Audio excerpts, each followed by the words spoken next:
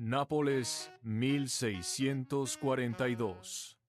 Hedor y gritos. Francisco de Jerónimo avanza por las calles. No evita los charcos ni los montones de basura que bloquean el paso. Se detiene ante un rincón donde la luz de las antorchas apenas llega.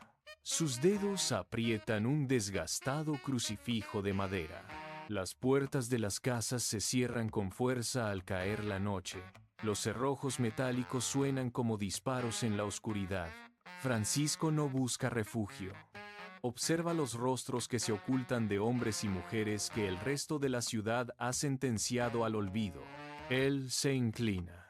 No busca oro, ni monedas, ni objetos de valor. Sus ojos se fijan en la miseria urbana, en aquellos que han sido descartados por la ley y la costumbre.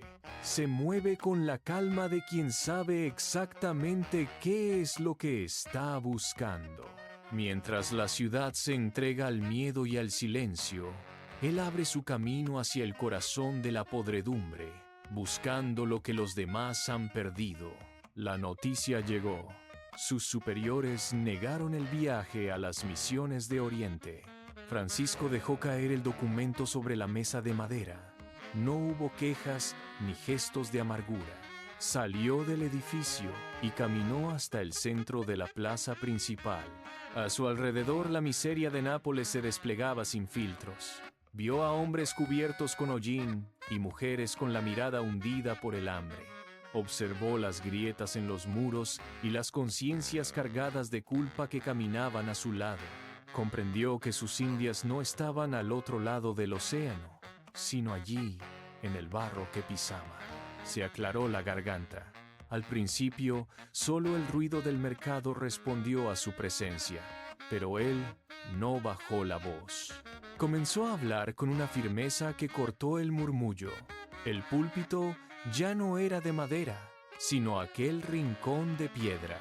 La voz de Francisco rebotaba contra los muros de piedra, envolviendo a la multitud en un silencio tenso. De pronto, el chirrido metálico de una ventana abriéndose de golpe rompió el ritmo de sus palabras. Catalina, su risa, estridente y seca, cortó el aire de la plaza como un cuchillo. Lanzó una serie de insultos que buscaban desestabilizar al jesuita. Los mercaderes se tensaron. Algunos bajaron la mirada hacia el suelo, otros se giraron para observar la reacción del sacerdote. Francisco detuvo su discurso. No alzó la voz para competir con el ruido, ni buscó el apoyo de la guardia. Cerró los ojos durante varios segundos, dejando que el eco de las burlas se disipara lentamente. La multitud, atrapada entre la osadía de la mujer y la calma inamovible del hombre, contuvo el aliento. Con un movimiento lento, emprendió la retirada. Su paso era firme, aunque con una tristeza visible. Pasaron los días.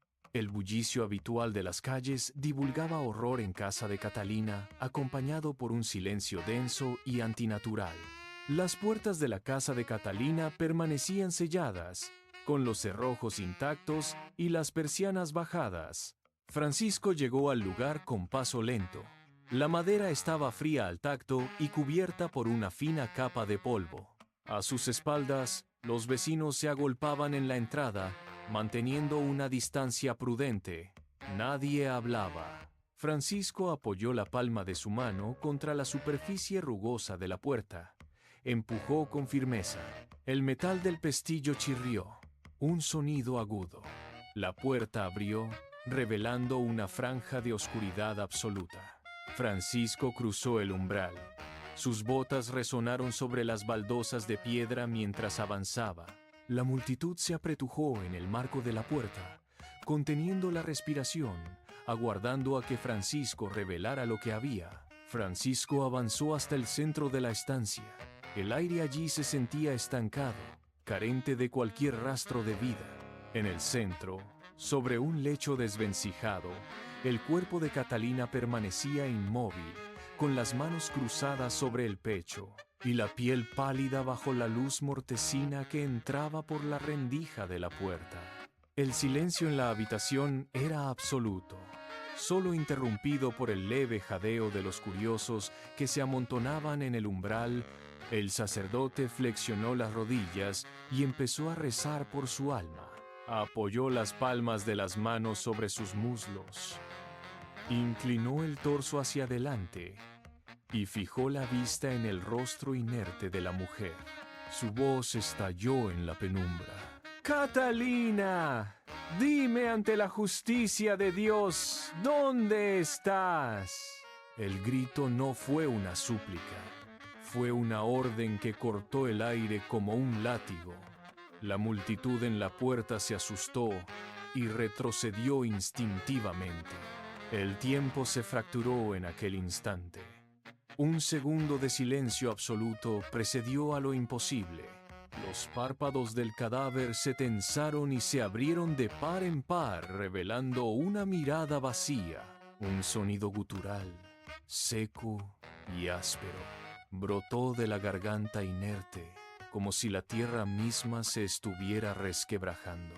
El aire en la habitación se volvió gélido, obligando a los presentes a retroceder. La voz que emergió no era humana, sino un eco profundo. En el infierno. Estoy en el infierno para siempre. Después el cuerpo se desplomó sobre el lecho con un golpe sordo, volviendo a la inercia absoluta. El terror, puro y visceral, estalló en la multitud. Los vecinos corrieron hacia la calle, tropezando unos con otros. En el centro de la habitación, solo quedó el silencio, roto por la respiración de Francisco, con las manos temblando. Francisco se puso en pie. Sus piernas temblaban, pero su voluntad se había endurecido como el acero. Salió a la calle, donde el sol de Nápoles caía a plomo, convirtiendo los callejones en hornos. No buscó sombra. Se detuvo en la esquina más transitada, donde el sudor corría por su frente. Allí, bajo el calor sofocante, comenzó a llamar a los transeúntes. Cuando un hombre se acercaba, Francisco lo sujetaba por los hombros, obligándolo a detenerse y escuchar. No había tiempo para rodeos.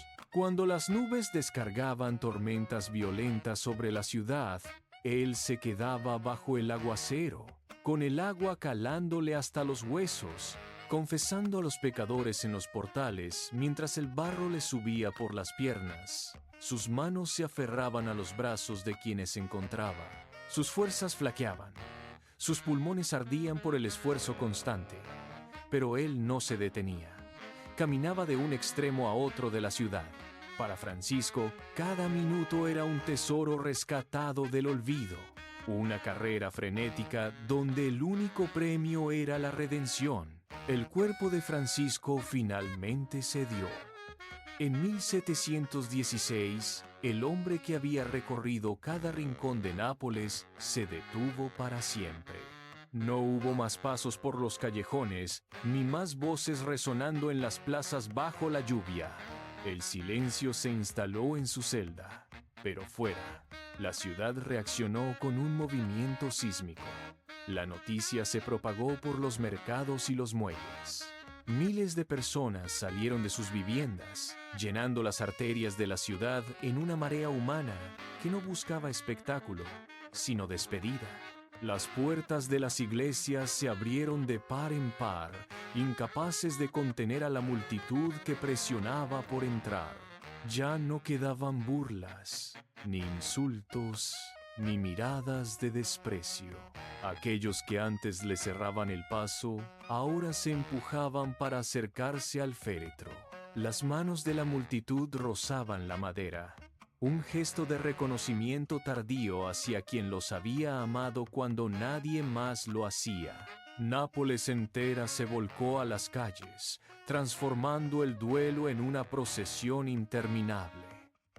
El aire vibraba ahora con el peso de una gratitud colectiva. El legado de Francisco no descansa en los libros de historia, sino en las grietas de nuestra propia indiferencia. Hoy, el mundo sigue dividido entre quienes señalan y quienes descartan. Es sencillo cerrar los ojos ante el que sufre, girar el rostro cuando alguien nos pide atención, o simplemente seguir caminando mientras otros se hunden en su propia oscuridad. Francisco nos desafía a romper ese ciclo. La compasión no es un concepto etéreo que se guarda en el pensamiento, es un acto físico, una decisión de detenerse cuando todos los demás pasan de largo. Observa a tu alrededor. ¿A quién has dejado atrás hoy? ¿Quién es esa persona que, como los habitantes de los callejones de Nápoles, espera una palabra o un gesto que le devuelva su dignidad? La historia de este hombre nos recuerda que nadie es un caso perdido mientras aún haya aliento en sus pulmones. No esperes a que el silencio de la ausencia sea definitivo para reconocer el valor de un alma.